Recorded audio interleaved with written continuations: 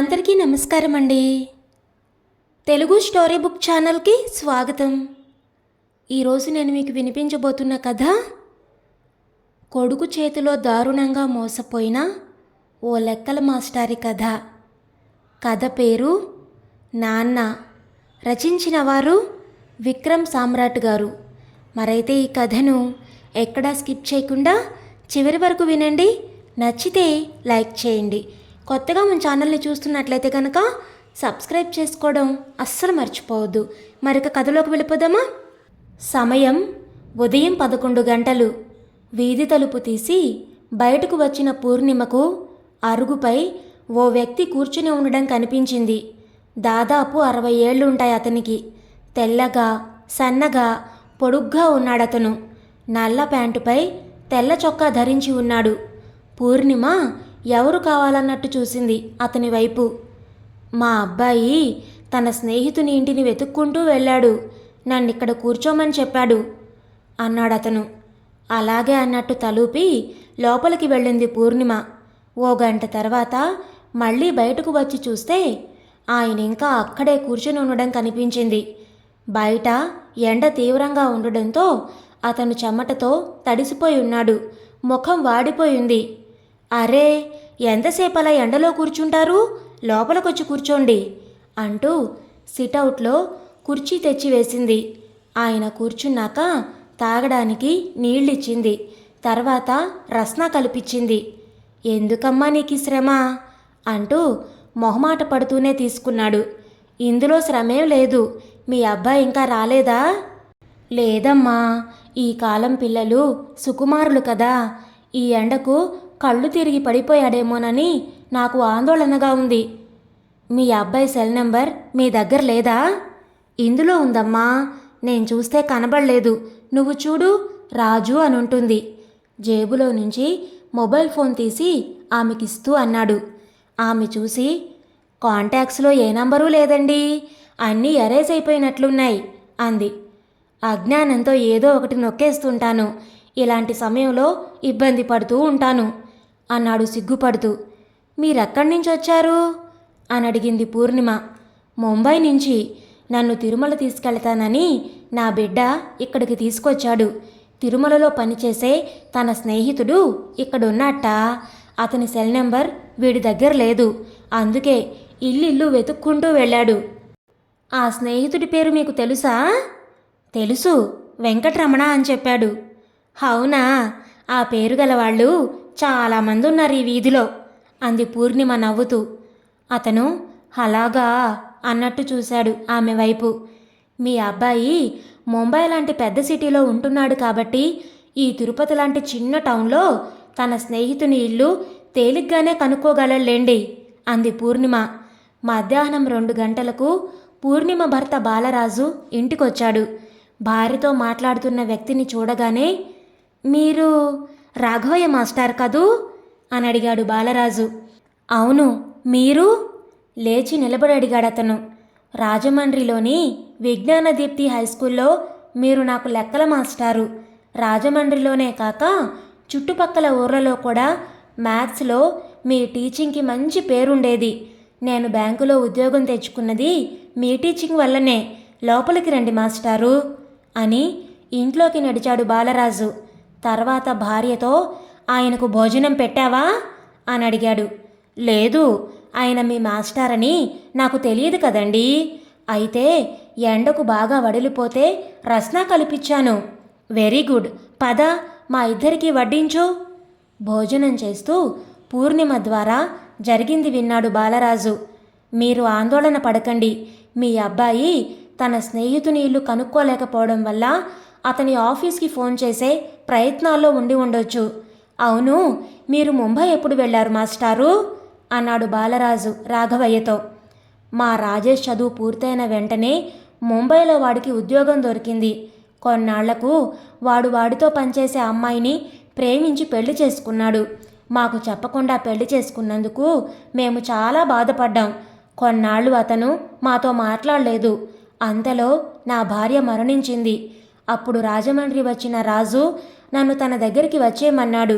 నేను ఇల్లమ్మేసి గత 6 నెలలుగా వాళ్లతోనే ఉంటున్నాను. అదే మంచిది. ఇంకా ఎన్నాళ్ళు కష్టపడతారు మీరు? అమ్మగారు లేరన్న విషయం మాత్రం జీర్ణించుకోలేకపోతున్నాను. నీ పేరేమన్నావు నాయనా? బాలరాజు మాస్టారు. ఆ, గుర్తొచ్చావు. 10th మ్యాథ్స్లో ప్రతి పరీక్షలో నువ్వే ఫస్ట్ వచ్చేవాడివి. మీ అమ్మ ఎలా ఉంది?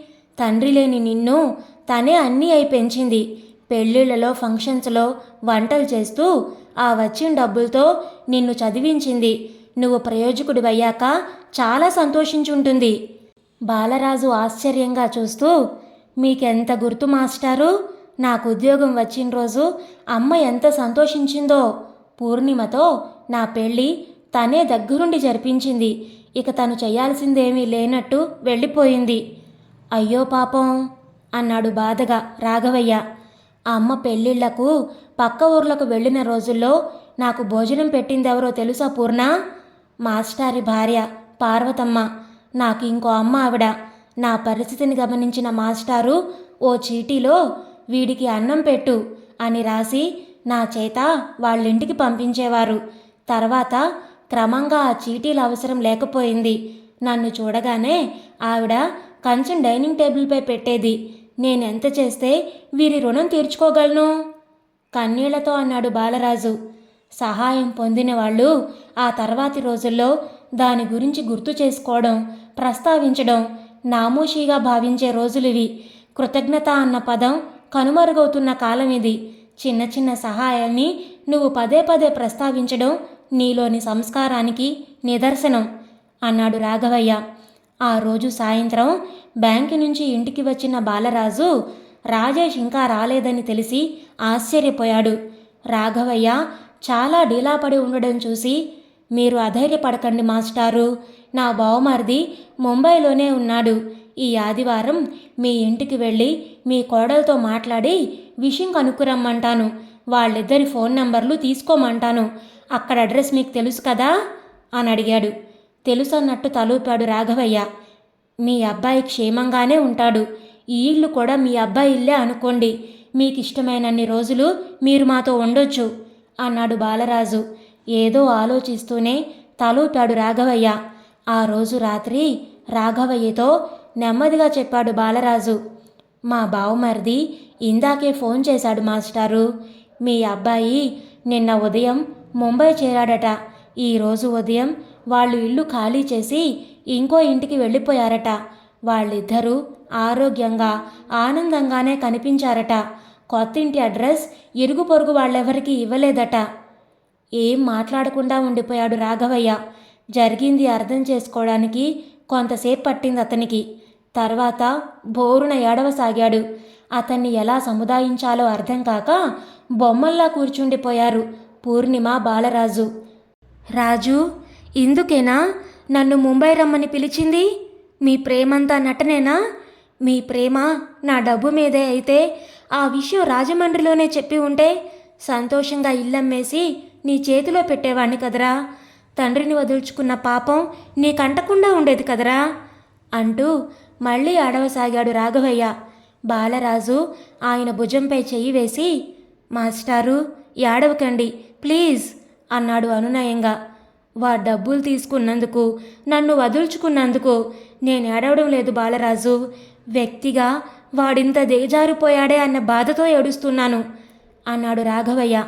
తర్వాత కళ్ళు తుడుచుకొని లేచి నిలబడి, పోనీలే వాడు క్షేమంగా ఉన్నాడు, అది చాలు నాకు అంటూ గదిలోకి వెళ్ళిపోయాడు. ఇలాంటి సంఘటనలు ఎక్కడో జరిగాయని పేపర్లో ఓ మూల వేస్తేనే బాధపడేదాన్ని. కళ్ళ ముందే అటువంటి సంఘటన జరుగుతూ ఉంటే మనసును కదిలించినట్లుందండి అంది పూర్ణిమ భర్తతో. ఇలాంటి వాళ్ళు చాలామంది ఉన్నారు. తల్లిదండ్రుల్ని ఇంట్లో నుంచి తరిమేసే కొడుకులు, కూతుర్ని బలాత్కారం చేసే తండ్రులు, విద్యార్థినుల్ని లైంగిక వేధింపులకు గురిచేసే ఉపాధ్యాయులు, ఒంటరి ఆడపిల్ల కనిపిస్తే అఘాయిత్యం చేసే కామాంధులు, వీళ్ళంతా మన మధ్య తిరుగుతున్నారు పూర్ణ. ఇప్పుడే ఇలా ఉంటే మరో 20 ఏళ్ల తర్వాత సమాజం పరిస్థితి ఊహించుకోవడానికే భయంగా ఉంది అన్నాడు బాలరాజు మంచంపై పడుకుని నిద్రపోతున్న ఇద్దరు కూతుళ్లను చూస్తూ. సమాజం ఎంత దిగజారినా మనం మంచిని విడవనంత వరకు, ఆ భగవంతునిపై నమ్మకం వదలనంత వరకు ఆయన మనల్ని వదలడు. మంచి వాళ్లకు ఆయన ఎప్పుడూ మంచే చేస్తాడు. మా మాస్టారు చాలా మంచివారు. ఆయనకు భగవంతుడు చేసింది మంచేనంటావా? కొంతవరకు మంచే చేశాడు. రాజేష్ ఆయన్ని మహారాష్ట్రలోనే ఏదో ఓ ఊర్లో వదిలేయకుండా ఆయన భాష తెలిసిన ఈ ఊర్లో ఆ గోవిందుని పాదాల చెంత ఆయన శిష్యుని ఇంటి ముందే వదిలి వెళ్ళడం భగవంతుడు చేసిన మంచి కాదా? నిజమేనన్నట్టు తలూపాడు బాలరాజు.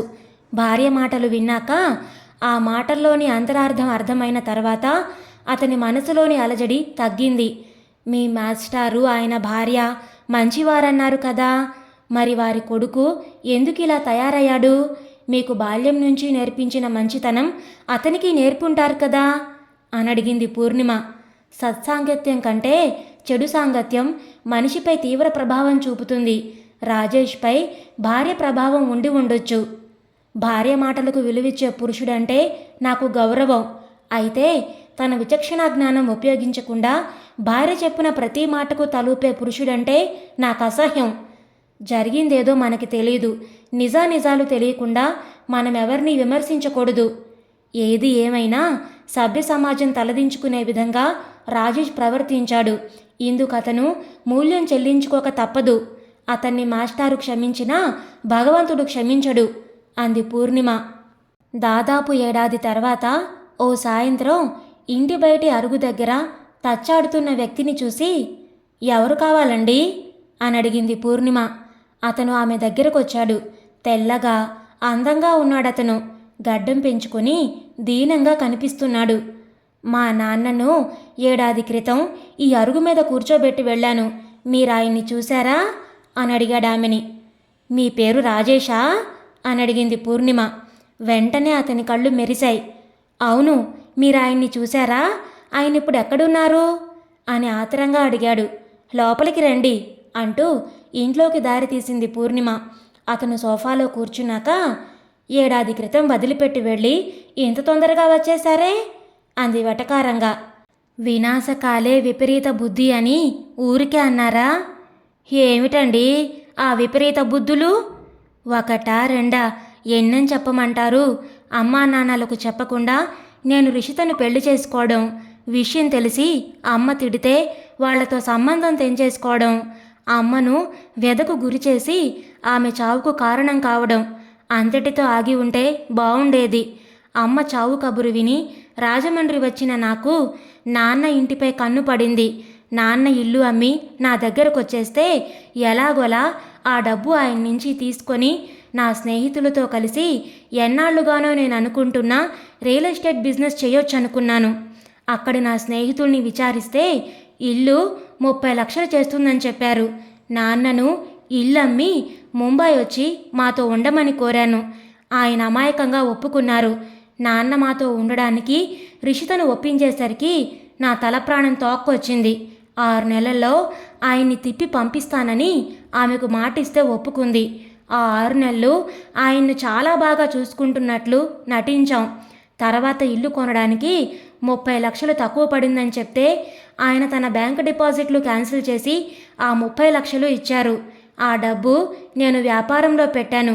ఇక ఆయన్ను వదులుచుకోవడమే మిగిలింది. అందుకు రిషిత ఓ ప్లాన్ చెప్పింది.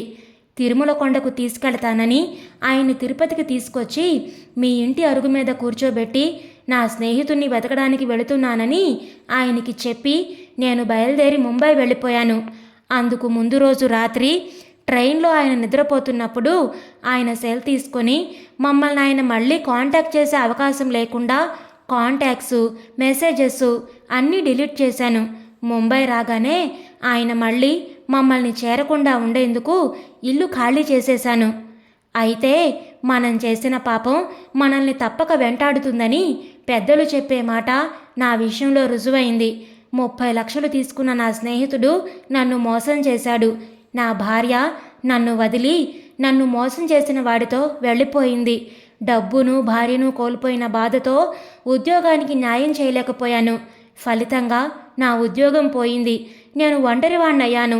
బాధల్లో ఉన్నప్పుడు ఓదార్చే మనిషి లేకపోవడం ఎంత నరకమో నాకు అర్థమైంది. అంతకంటే దారిద్రం ఇంకోటి లేదనిపించింది. అప్పుడు నాన్న గుర్తొచ్చారు. వెంటనే దొరికిన ట్రైన్ పట్టుకొని ఇక్కడికి చేరాను.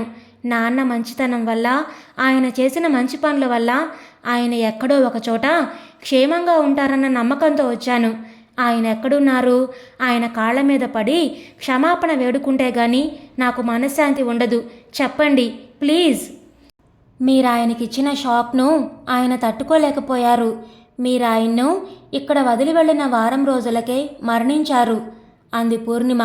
రాజేష్ నమ్మలేనట్లు పూర్ణిమ వైపు చూశాడు. తర్వాత తనలో తానే ఏదో గొణుక్కున్నాడు. తర్వాత లేచి నిలబడి, అమ్మ నగలు ఏ బ్యాంక్ లాకర్లో పెట్టారో మీకేమైనా చెప్పారా అని అడిగాడు. లాకర్లో లేదు, మీరొస్తే ఇవ్వమని నా చేతికే ఇచ్చారు అంటూ గదిలోకి వెళ్ళి ఓ బ్యాగ్ తెచ్చి అతనికిచ్చింది. బ్యాగ్ చూసిన అతని ముఖం ఆనందంతో వెలిగిపోయింది. గబగబా బ్యాగు తెరిచి అందులోని నగలను చూసుకున్నాడు. తర్వాత తన జేబులో నుంచి విజిటింగ్ కార్డు తీసి ఆమెకిచ్చి, మీకు ఇంకా ఏదైనా గుర్తొస్తే ఈ నెంబర్కు ఫోన్ చేయండి అని చెప్పి బయటికి నడిచాడు. రాజేష్ వెళ్ళిపోయాక చాలాసేపు సోఫాలోనే కూర్చుండిపోయింది పూర్ణిమ. తర్వాత మేడపైకి వెళ్ళింది. బాల్కనీలో దాదాపు 30 మంది విద్యార్థుల మధ్య కుర్చీలో కూర్చొని ట్యూషన్స్ చెప్తున్నాడు రాఘవయ్య. దూరంగా నిలబడి అతన్నే చూస్తూ ఉండిపోయింది. అతనితో అలా ఎందుకు చెప్పావు పూర్ణ? భర్త గొంతు విని ఉలిక్కిపడి తల తిప్పి చూసింది పూర్ణిమ. ఆమె పక్కనే బాలరాజు నిలబడున్నాడు. మీరు విన్నారా అని అడిగింది అతన్ని. ఇంట్లోకొస్తున్నప్పుడు చివర్లో నువ్వన్న మాటలు వినిపించాయి. అతనికి ఎదురుపడ్డం ఇష్టం లేక మేడపైకొచ్చేశాను అన్నాడు బాలరాజు. రాజేష్ తనతో చెప్పిన విషయాలన్నీ భర్తతో చెప్పింది పూర్ణిమ. బాబాయ్ గారు కొడుకు చేసిన నమ్మక ద్రోహం జీర్ణించుకోలేక బాధపడినా త్వరగానే కోలుకున్నారు. ఉదయం సాయంత్రం 50 మంది విద్యార్థులకు ట్యూషన్లు చెబుతూ విద్య చేతిలో ఉంటే ఏ వయసులోనైనా ఏ ఊర్లోనైనా బ్రతకొచ్చని నిరూపించారు. మనకు భారం కాకూడదని మేడ మీద గదిలో అద్దెకు ఉంటూ నాకు శ్రమ ఇవ్వకూడదని వంట మనిషిని ఏర్పాటు చేసుకుని హుందాగా గౌరవంగా బ్రతుకుతున్నారు. ఈ సమయంలో రాజేష్ బాబాయిని కలిశాడంటే రాజేష్ ప్రస్తుత పరిస్థితిని చూసి ఆయన కృంగిపోతారు. రాజేష్ ఆయన కాళ్ల మీద పడితే కరిగిపోయి అతనితో వెళ్ళిపోతాడు. రాజేష్లోని మార్పు కేవలం నటనే అయితే బాబాయ్కి గతంలో జరిగిన సంఘటనే పునరావృతం అవుతుంది. క్రితంసారి రాజేష్ ఈయన్ని కనీసం మనుషుల మధ్య వదిలి వెళ్ళాడు. ఈసారి ఏ అడవిలోనో ఎడారిలోనో వదిలేస్తే బాబాయ్ గత ఏం కాను? అందుకే అతనిలోని మార్పు నిజమో కాదో పరీక్షించాలనుకున్నాను. వాళ్ళ నాన్న చనిపోయారని అతనితో చెప్పాను. నా అనుమానం నిజమైంది. తండ్రి చనిపోయాడని తెలిసాక అతను ఏడవలేదు సరికదా, కళ్ళ నుంచి ఓ నీటి చుక్క కూడా రాల్చలేదు. అసలు తండ్రి మరణించాడని తెలిసినప్పుడు ఓ కొడుకులో వ్యక్తమయ్యే బాధకు సంబంధించిన ఒక్క స్పందన కూడా అతనిలో నాకు కనిపించలేదు. పైగా తల్లి నగల గురించి తండ్రి ఏమైనా చెప్పాడా అని నన్ను అడిగాడు. అప్పుడు అర్థమైంది అతను ఎందుకు వచ్చాడో. వెంటనే బీరువాలోని వాళ్ళమ్మ నగలు తీసి అతనికి ఇచ్చేశాను. ఇచ్చేశావా? ఆశ్చర్యంగా అడిగాడు బాలరాజు. నీకివ్వాలని మాస్టారు ఎంతో శ్రమ తీసుకొని రాజమండ్రి నుంచి తెచ్చారు. రేపా నగలు చూపించమని అడిగితే ఏం చేస్తావు అని అడిగాడు మళ్ళీ. నాకు ఇచ్చేశారు కాబట్టి ఇక ఆయన అడగరు. ఆయన సంస్కారం గురించి నాకు తెలుసు. కానీ చట్టపరంగా అవి చెందవలసింది రాజేష్కే. అన్నీ కోల్పోయాను అన్న అతని మాట నిజమైతే అతను నిలదొక్కునేంత వరకు ఆ నగలు ఉపయోగపడతాయి. భార్య వైపు విస్మయంతో చూస్తూ ఉండిపోయాడు బాలరాజు. ఆమెలో ఆవిష్కృతమైన అద్భుతమైన విశ్లేషణకి, ఆమెలోని వ్యక్తిత్వానికి ముగ్ధుడయ్యాడతను. నాకే నగలు అక్కర్లేదండి. బాబాయ్ గారు మన ఇంట్లో ఉంటే చాలు. గతించిన మా నాన్నను ఆయనలో చూసుకుంటున్నాను. నాకు మా అమ్మా నాన్న, మీకు మీ అమ్మా నాన్న లేరు కాబట్టి పెద్దవాళ్ల విలువ మనకి తెలుసు. వాళ్ళుంటే ఇల్లు ఎంత నిండుగా ఉంటుందో, మనం వాళ్ళ నుంచి ఎన్ని విషయాలు నేర్చుకోవచ్చో బాబాయ్తో గడిపిన ఈ కొద్ది నెలల్లో తెలిసింది. ఆయన ఇంటి నుంచి వెళ్ళిపోతే నేను చాలా కోల్పోయిందాన్నవుతాను. అయితే తండ్రి కొడుకుల్ని ముఖాముఖి కలవనివ్వకుండా తప్పు చేశాను అన్న భావన నాలో ఉంది. నేను చేసింది తప్పే అని మీకు అనిపిస్తే రాజేష్కి కాల్ చేసి పిలిపించండి అంది పూర్ణిమ రాజేష్ ఇచ్చిన విజిటింగ్ కార్డుని బాలరాజుకి ఇచ్చి. కడుపున పుట్టిన వాళ్ళు కాదు బిడ్డలు, కడుపులో పెట్టుకుని చూసుకునే వాళ్లే బిడ్డలు అనేది మా అమ్మ. ఆ మాట నిజమైతే ఆయనకి ఇక్కడ 2 బిడ్డలున్నారు. వదులుకోలేని ఈ బంధం ఉన్నప్పుడు వదుల్చుకున్న ఆ రక్త సంబంధం అవసరం లేదు అంటూ ఆ విజిటింగ్ కార్డుని ముక్కలు ముక్కలుగా చించేశాడు బాలరాజు.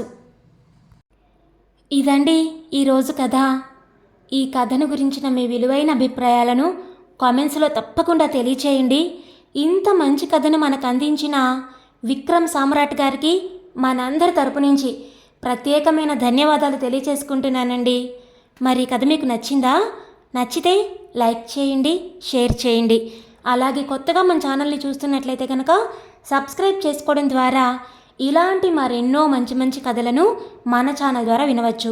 మళ్ళీ రేపు మరొక మంచి కథతో మీ ముందుకు వస్తాను. అంతవరకు ఉంటానండి.